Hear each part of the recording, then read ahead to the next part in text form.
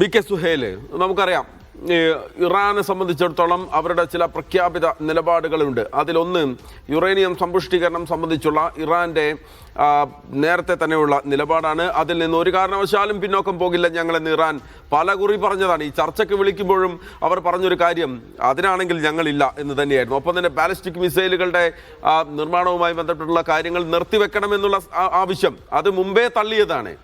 അപ്പോൾ ഈ കാര്യങ്ങൾ പറഞ്ഞാണ് ഇപ്പോൾ അമേരിക്ക ഈ ചർച്ചയിൽ നിന്ന് പിന്നോക്കം പോവുകയും അതിവേഗം തന്നെ ഇസ്ലാമാബാദിൽ നിന്ന് നേരെ ന്യൂയോർക്കിലേക്കോ വാഷിങ്ടണിലേക്കോ അവർ സഞ്ചരിക്കുകയും ചെയ്തിട്ടുള്ളത്.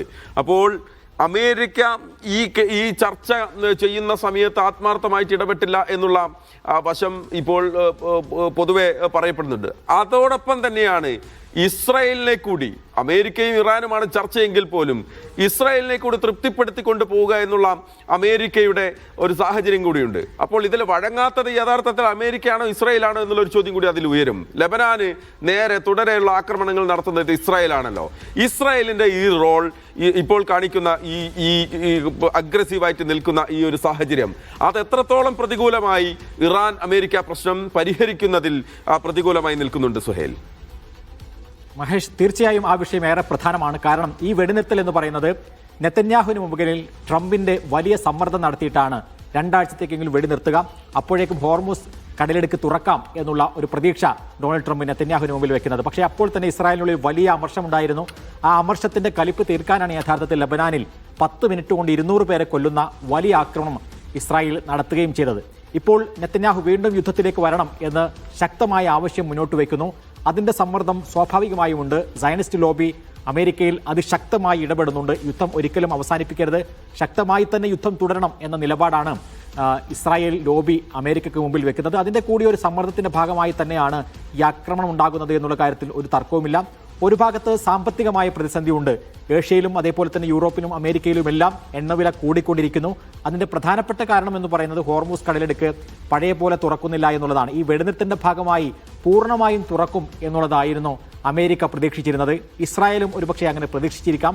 പക്ഷേ ലബനാനിൽ യുദ്ധം നിർത്താതെ, അതേപോലെ തന്നെ പൂർണ്ണമായും ആക്രമണങ്ങൾ നിർത്തിവെക്കാതെ ഈ ഒരു ഹോർമൂസിലൂടെ പൂർണ്ണമായും ഉള്ള കപ്പലുകൾ കടത്തിവിടില്ല എന്ന നിലപാടിലേക്ക് ഇറാൻ പോവുകയായിരുന്നു. അതിൻ്റെ പശ്ചാത്തലത്തിലാണ് വീണ്ടും ഒരു ചർച്ചയിലേക്ക് അമേരിക്ക നീങ്ങിയത്. പക്ഷേ ചർച്ചയിലും 10 നിർദ്ദേശങ്ങൾ അമേരിക്കയ്ക്ക് മുമ്പിൽ ഇറാൻ വെക്കുകയാണ് ചെയ്തത്. നോക്കുക, ഏറ്റവും വലിയ ആയുധശേഷിയുമായി അമേരിക്ക ഒരു ഭാഗത്ത് നിൽക്കുമ്പോൾ എല്ലാവരും വിചാരിച്ചത് ഇറാൻ എങ്ങനെയെങ്കിലും കീഴടങ്ങി ഈ ചർച്ചയിൽ യുദ്ധത്തിനൊരു വിരാമം ഉണ്ടാക്കുമെന്നായിരുന്നു. പക്ഷേ അങ്ങനെയല്ല ചെയ്തത്. അമേരിക്ക 5 നിർദ്ദേശങ്ങളാണ് മുന്നോട്ട് വെച്ചതെങ്കിൽ അതിൻ്റെ ഇരട്ടി നിർദ്ദേശങ്ങൾ 10 നിർദ്ദേശങ്ങൾ അങ്ങോട്ട് വെക്കുകയും ആ നിബന്ധനകൾ പാലിച്ചാൽ മാത്രമേ ഞങ്ങൾ യുദ്ധം അവസാനിപ്പിക്കൂ എന്നും ഹോർമൂസ് കടലിടുക്ക് തുറക്കൂ എന്നുമുള്ള നിലപാടിലേക്ക് ഇറാൻ പോയി. ഒരു ഘട്ടത്തിലും ഇറാൻ വിട്ടുവീഴ്ച ചെയ്തില്ല എന്നുള്ളതാണ് ഏറ്റവും നിർണായകമായ കാര്യം. അതുകൊണ്ട് തന്നെ ഇസ്രായേലിൻ്റെ സമ്മർദ്ദം ഒരു ഭാഗത്തുണ്ട്, സാമ്പത്തികമായ സമ്മർദ്ദങ്ങൾ മറുഭാഗത്തുണ്ട്. അതിൻ്റെ കൂടിയെല്ലാം പശ്ചാത്തലത്തിലാണ് ഈ ഒരു വലിയ യുദ്ധത്തിലേക്ക് വീണ്ടും അമേരിക്ക പോകുന്നത്. പക്ഷേ നിർണായകമായത് അറബ് രാജ്യങ്ങളുടെ നിലപാടാണ്. അവർ ഡൊണാൾഡ് ട്രംപിന് മുമ്പിൽ വെക്കുന്ന നിർദ്ദേശം വീണ്ടും ഒരു ആക്രമണത്തിലേക്ക് തിരിച്ചു പോകരുത് എന്നുള്ളതാണ്. പ്രത്യേകിച്ചും ഇപ്പോൾ ഗൾഫ് രാഷ്ട്രങ്ങൾ ഏറെ സമാധാനത്തോടുകൂടി കുറഞ്ഞ സമയമാണെങ്കിലും നിൽക്കുകയാണ്. ഇറാന് നേരെ വീണ്ടും വ്യോമാക്രമണം ആരംഭിച്ചു കഴിഞ്ഞാൽ, അമേരിക്കയുടെയും ഇസ്രായേലിന്റെയും ആക്രമണം ആരംഭിച്ചു കഴിഞ്ഞാൽ നേരെ അവർ പോകുന്നത് ഗൾഫ് രാഷ്ട്രങ്ങളെ ആക്രമിക്കുക എന്നുള്ളതായിരിക്കും. അപ്പോൾ വീണ്ടും GCC രാഷ്ട്രങ്ങളിൽ പ്രതിസന്ധി ഉടലെടുക്കും. അത് തീക്ഷണമാവുകയും ചെയ്യും. ശരി, അതാണ് വി.കെ. സുഹേൽ പറയുന്നത്. അത് വലിയ തോതിൽ പശ്ചിമേഷ്യയിൽ സംഘർഷത്തിന് വഴിവെക്കുന്ന സാഹചര്യത്തിലേക്ക് കടക്കുന്ന ഒരു അവസ്ഥയുണ്ടാകും. എന്നാലും ഇസ്ലാമാബാദ് ചർച്ച അലസിപ്പോയതിന് പിന്നാലെ, മണിക്കൂറുകൾക്ക് പിന്നാലെ ഇതാ ഡൊണാൾഡ് ട്രംപ് വീണ്ടും ഇറാനെ പ്രകോപിപ്പിക്കുകയാണ്. ഞങ്ങൾ എന്തിനും തയ്യാറാണ് എന്ന് പറയുകയാണ്. അതേ സമയത്ത് തന്നെ Vladimir Putin Iran president Masoud പെസഷ്കിയാനുമായി സംസാരിച്ചിട്ടുണ്ട്.